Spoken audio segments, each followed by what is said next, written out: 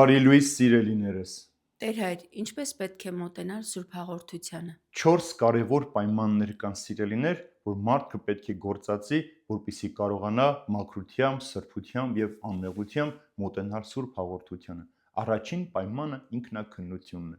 Պողոս Արաքյալը Կորինթացին ուղղված իր նամակի մեջ ասում է. ամեն մարդ նախ թող ինքն իրեն քննի, հետո նոր մոտենես հացին ու գինուն։ Ինչ է սա նշանակում, որ յուրաքանչյուր մարդ, երբ որ գործողություն պետք է կատարի, նախ ինքն իրեն պիտի քննի,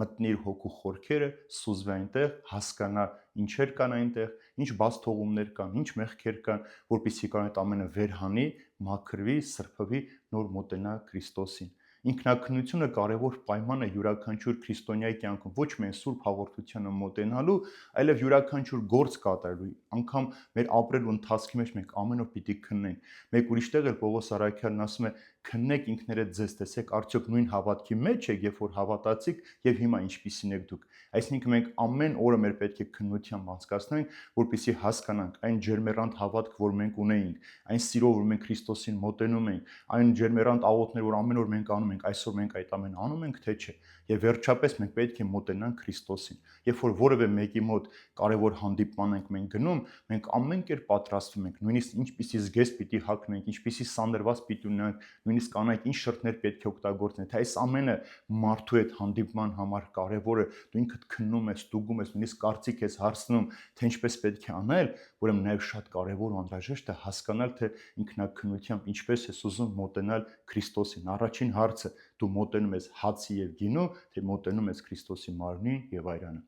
Երկրորդը ծոմապահությունն է, սիրելիներս։ Ծոմապահությունը ոչ թե որոշակի ուտելիքներից հրաժարվելն է, այլև որոշակի մեղքեր գործածելն է։ Շատ կարևոր է հասկանալ, որ ոչ թե որոշակի մսեր մենք չպիտի ուտենք, բայց մեր սիրտը պիտի ցանկանա, մենք անհագ ցանկություն ունենք ուտելու, այլև մենք պիտի կտրենք այդ ամենը մեզանից։ Ծոմապահությունը կարգապահություն է, որ նաև պետք է հպարտության չվերածվի։ Հիշում եք, Փարիսեցու աղոթքի մեջ ասում է. շնորհակալ եմ Տեր, որ շաբաթը 2 օր ծոմ եմ պահում։ Սա հպարտության պատճառ չէ, սա խոնարհության պատճառ է, որովհետև որ դու չես ուտում, քեզ զրկում ես այդ քաղցր համեղ ուտելիքներից, դու քեզ խոնարհեցնում ես նորից ինքդ քեզ տեսնելու, հասկանալու եւ ճանաչելու։ Եվ ծոմապահությունը ոչ միայն ուտելիքից պահելն է, այլև մեղքից հեռու մնալը։ Ինչ կարևոր է, թե մարդը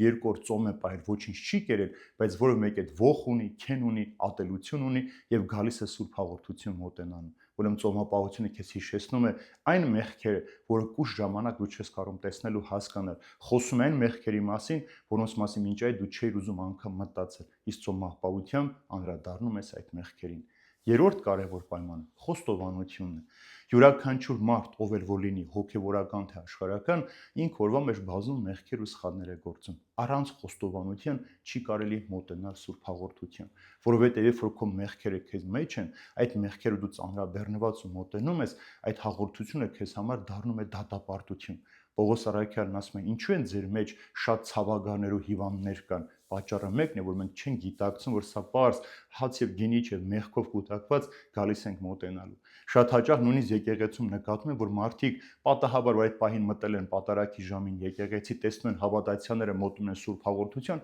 իրենք էլ իրենց հետևից գալիս են մոտենալու մարմին ու այրունը ճաշակելու, առանց հասկանալը, որ մեղքով ծանրաբեռնված մարդը չի կարող մոտենալ Սուրբ Հաղորդության։ Եվ վերջապես 4-րդ պայմանը աղոթքն է։